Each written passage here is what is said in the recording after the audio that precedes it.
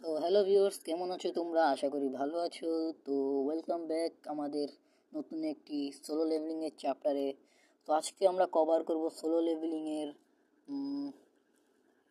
138 number chapter. তো চলো শুরু করা যাক। যেমনটা তোমরা জানো, জিন ওই ডানজনের বসকে জিজ্ঞেস করছিল যে এই বিস্টগুলোকে কে পাঠাচ্ছিল, মানে ও বলতে চাচ্ছিল যে পৃথিবীতে এই বিস্টগুলোকে বারবার কে পাঠাচ্ছে।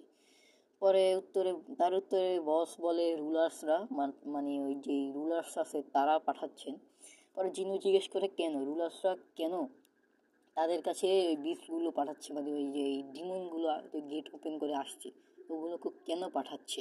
বস বলে তারা যুদ্ধের প্রস্তুতি করছে, তো তারা চাচ্ছে পৃথিবীকে একটি যুদ্ধের ময়দান বানাতে।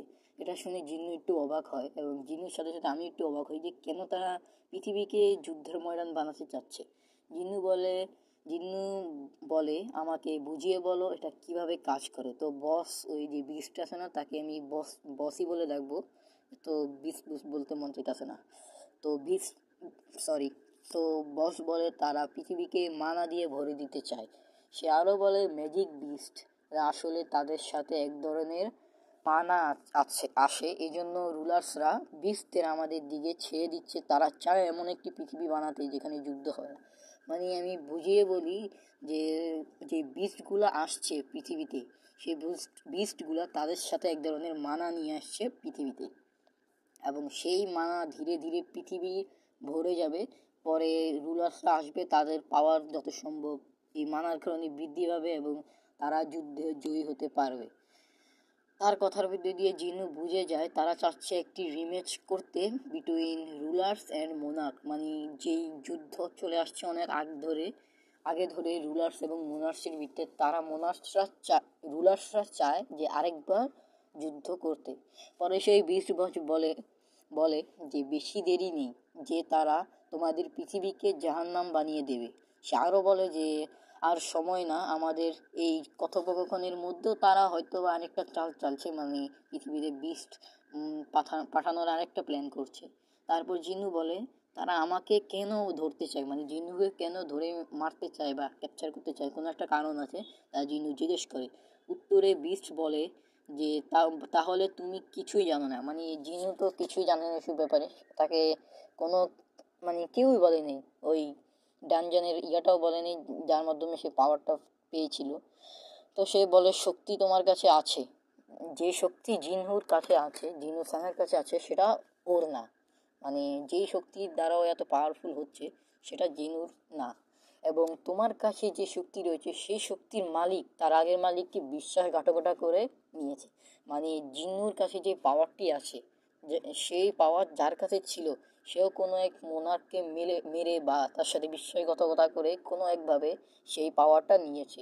তুমি এখন রুলার্স এবং মোনার্ক দুজনেরই শত্রু, কারণ সেই পাওয়ারটি ছিনতাই করেছে। অবশ্যই সে রুলার্সদেরও শত্রু এবং মোনার্কদেরও শত্রু। সে বলে তারপরে আমি তারপরেও সেই বিষটা তার মুক্ত হওয়ার বদলে সে জিন্নুর সঙ্গ দেবে। এখানে জিন্নু বলে তোমরা যাতে এত ইচ্ছা, তাহলে আমি তোমার যাতে আমার সাথে কাজ করার এত ইচ্ছা, মানে আমাকে সাহায্য করার এত ইচ্ছা, তাহলে আমি তোমাকে মেরে আমার সৈন্য বানিয়ে ফেলি। এর উত্তরে বলে and rulers have Astral body. এটার মানে কি আমি ঠিক জানি না, নাহলে আমি এক্সপ্লেন করে বলতাম। অ্যাস্ট্রাল বডি মানে এমন একটা বডি যে মেবি যে একবার মরলে তাকে না কোনো সাইডও বানানো যাবে, না তাকে জীবিত করা যাবে, এমনই কিছু একটা। এর মানে যদি জিনু ওকে মেরে ফেলে এই বসটাকে, তাহলে সে তাকে তার সাইডও শোল্ডারের মধ্যে অ্যাড করতে পারবে না। মানে এটা জিনুর জন্য একটু বিপজ্জনক, একটু রিস্ক। মানে সে যদি হয় তার সাহায্য নিতে পারবে, না হলে তাকে এছাড়া তার কাছে কোনো অন্য উপায় নেই, কারণ সে তাকে সাইডও বানাতে পারবে না। এই জন্য সেই বৃষ্টি বলে এই জন্যে আমি তোমার সোলজার হতে পারবো না। এবং সে আরও বলে যে এতটুকু রিজন যথেষ্ট ছিল তোমার আমার সাহায্য করার জন্য। এবং তারপর জিন্নু বলে যে আমি আমার সিচুয়েশনটা বুঝেছি, বাট তারপরও কেন জানি এই বিস্ট বস থেকে আমি একটু আনসেফ ফিল করছি। এই জন্য সে তার যে শর্টটা বা যে নাইফ যেটাই সে ইউজ করে, এর নাম আমি ভুলে গেছি, সে তাকে বের করে রেডি হয় তার চেইনগুলোকে ভেঙে দেওয়ার জন্য। পরে সে আবারও জিজ্ঞেস করে, তুমি কি আমার সাইডে পাক্কা আছো নাকি তুমি আমার পরে বিশ্বাসঘাতকতা করবে? পরে সেই বিস্ট বস বলে যে অফকোর্স আমি তোমার সঙ্গে আছি। আরও বলে যে তুমি যদি আমার সাহায্য করো তাহলে আমিও তোমার সাহায্য করব, এবং এটা একটা কমপ্লিট ডিল বিটুইন টু মোনার্স, মানে দুজন মোনার্সের ভিত্তি এটা একদম কমপ্লিট পারফেক্ট ডিল। পরে সে একটা চেন ভেঙে দেয়, তার এক হাতের ডান হাত বা বাম হাতের একটা চেন ভেঙে দেয়। পরে সে জিনু জিজ্ঞেস করে, তার মানে কি তুমি হিউম্যানদের সাথে হয়ে লড়বে, মানে হিউম্যানদের পক্ষে হয়ে লড়বে, নাকি তুমি তাদেরকে বিশ্বাসঘাতকতা? এই কথা শুনে বিস্ট একটু চিন্তায় পড়ে যায়। পরে জিনু বলে, তুমি কিছু বলছো না কেন, এর মানে কি তুমি আমাদের বিপক্ষে? পরে পরে এই কথা শুনে কেন জানি না বিস্ট হামলা করার জন্য একটু প্রস্তুত হচ্ছে। পরে জিনু বলে, তোমার পিঠের পিছে যে স্টোনটা রাখা আছে, এই যে তোমরা স্ক্রিনে দেখতে পাচ্ছ, এই স্টোনটা তোমাকে রুলার্সদের গোলাম বানিয়ে রাখছে। আমি স্পষ্ট শুনতে পারতাছি যে তোমার থেকে আওয়াজ আসছে যে কিল দ্য হিউম্যান, যেটা জিনু শুনতে পায়। এর মানে তুমি আমাদেরকে বিট্রে করবে। এটা শুনেই সে বিস্ট বস তার উপর জিনুর উপরে হামলা করে দেয়।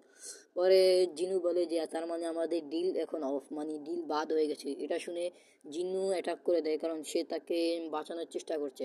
সে আরও বলে যে তুমি আমার জন্য পরে রিস্ক হয়ে দাঁড়াবে, এই জন্য আমি তোমাকে মেরে দেবো। এর উত্তরে বিস্ট বস বলেন, না তুমি অনেক ভুল, আমি তোমার জন্য রিস্ক হয়ে দাঁড়াবো না।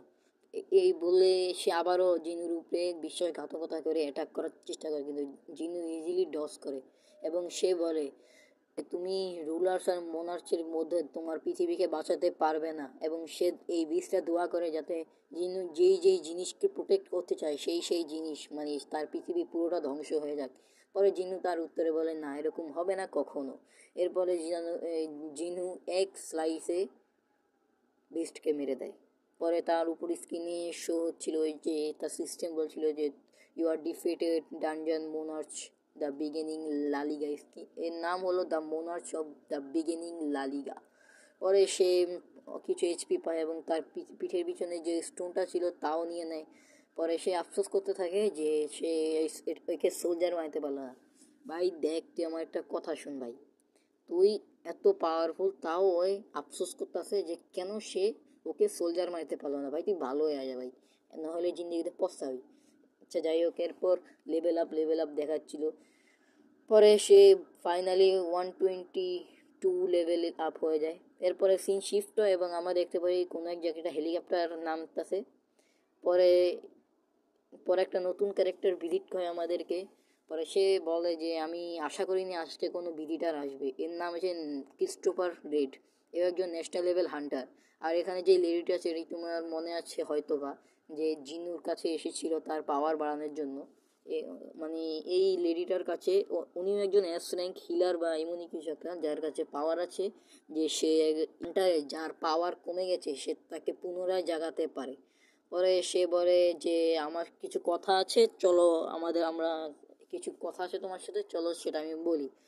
পরে সে বলে, সেই ক্রিস্টোফার নিট বলে যে তুমি এত দূরে কেন এসেছো? যদি তুমি অ্যাসলিং গেটের কথা বলতে এসেছো যা ইস্ট কোস্টেল নতুন দেখা গিয়েছে, তাহলে আমি যাব না।